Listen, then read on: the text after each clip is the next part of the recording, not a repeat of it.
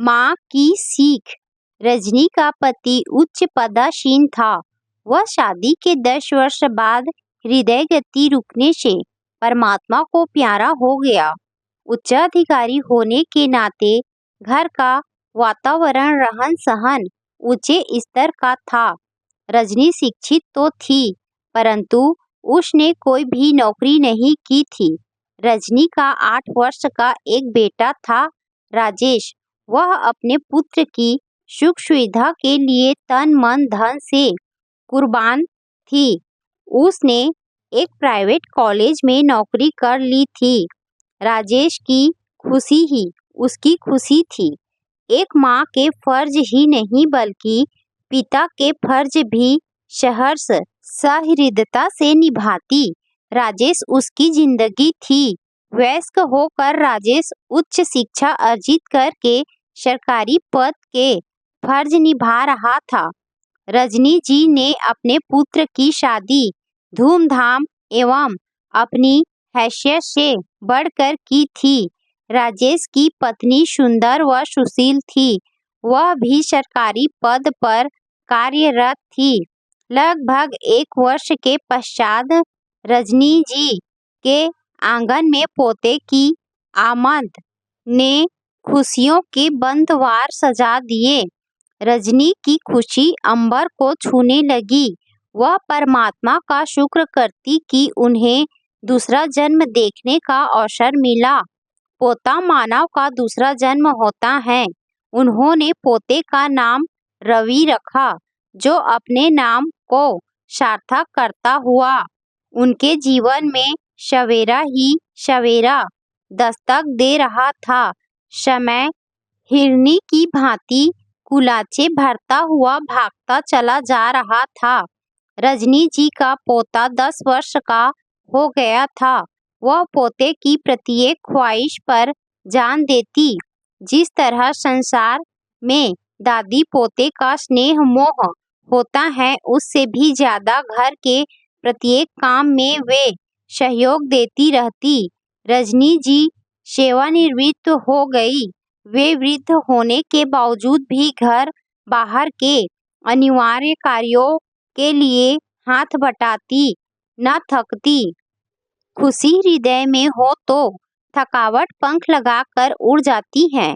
उन्होंने अपनी सेवानिवृत्ति के अवसर पर मिली समस्त धनराशि राजेश के नाम करवा दी। अब वे लगभग 65 वर्ष की बहारें पार कर चुकी थी। उन्हें कई बीमारियों ने घेर लिया था, ब्लड प्रेशर, शुगर, नजर का कमजोर होना इत्यादि।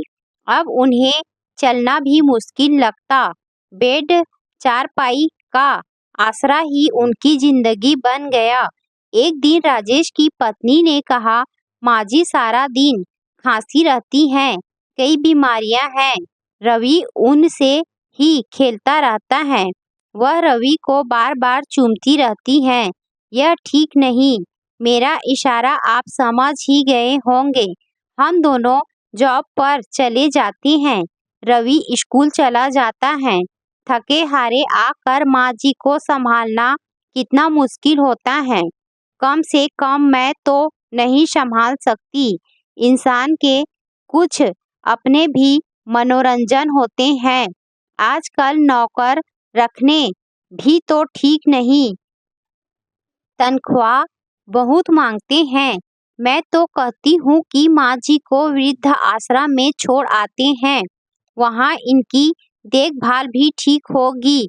हम भी आजाद, वहाँ उनका दिल भी लगा जाएगा। माँ ने अनेक कष्ट झेल कर हमको यहाँ तक पहुँचाया।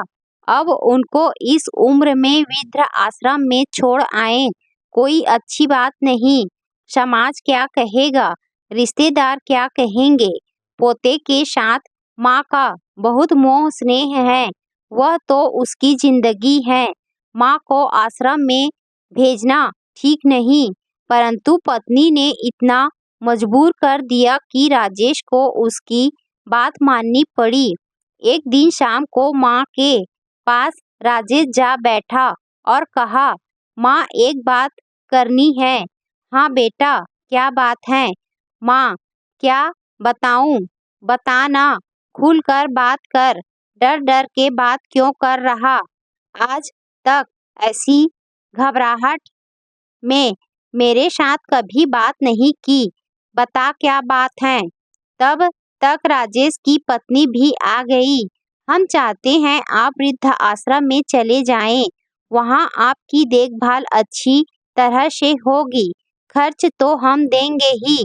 घर में आपकी देखभाल अच्छी तरह से नहीं होती, कई बीमारियां रह जाती हैं, घर में आपकी देखभाल करनी मुश्किल होती है।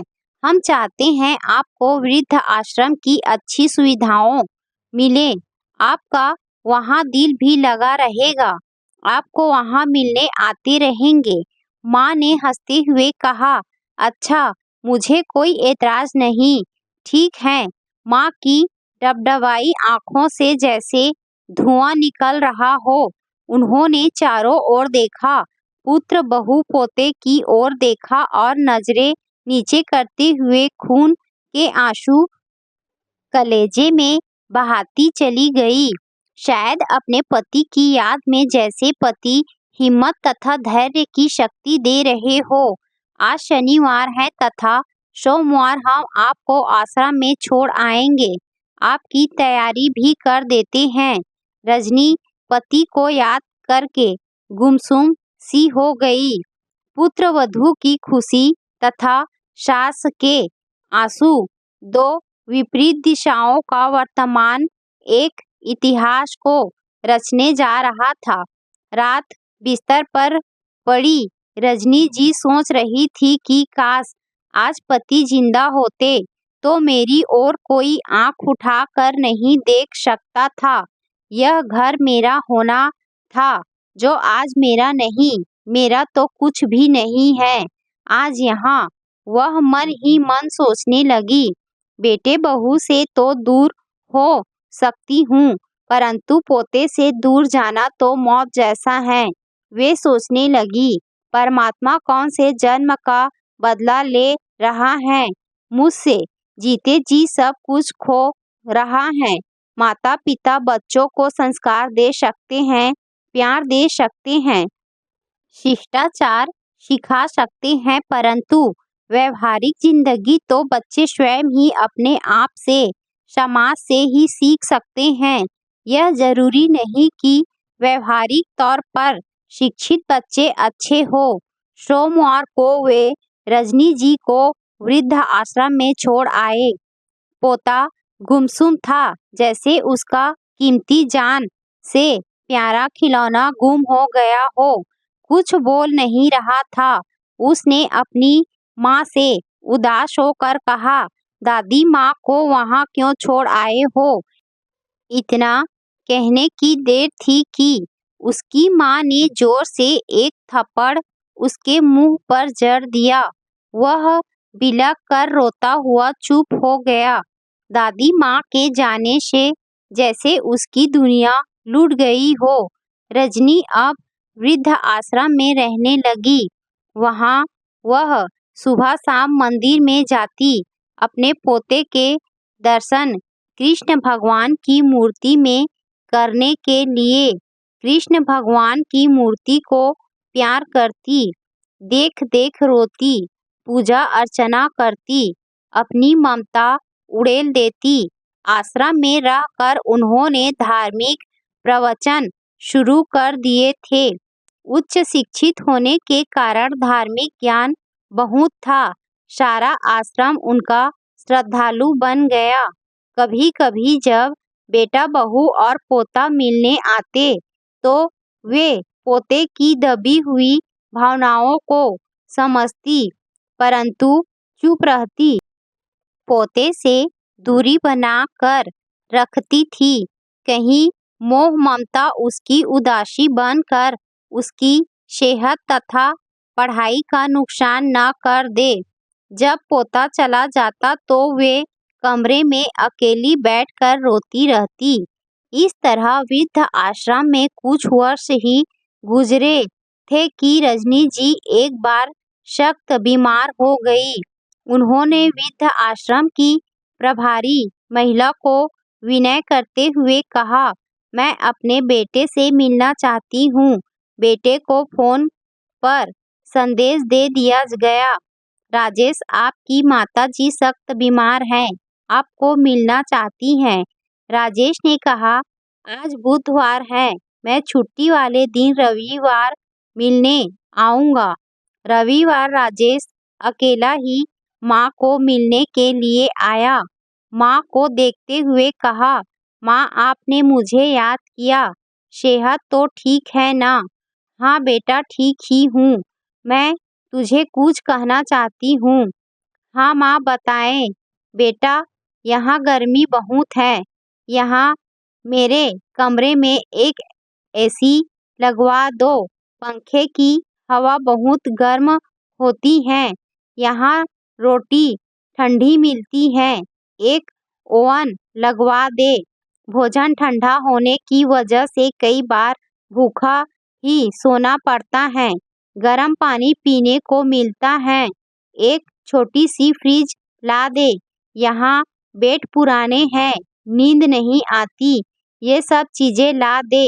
राजेश माँ की बातें सुनकर आश्चर्य एवं आक्रोश से कह उठा, माँ, कई वर्षों से तुम यहाँ रह रही हो, कभी भी इन चीजों की पहले डिमांड नहीं की, परंतु अब जब मरणासन में हो तो इन चीजों के लिए लालसा क्यों?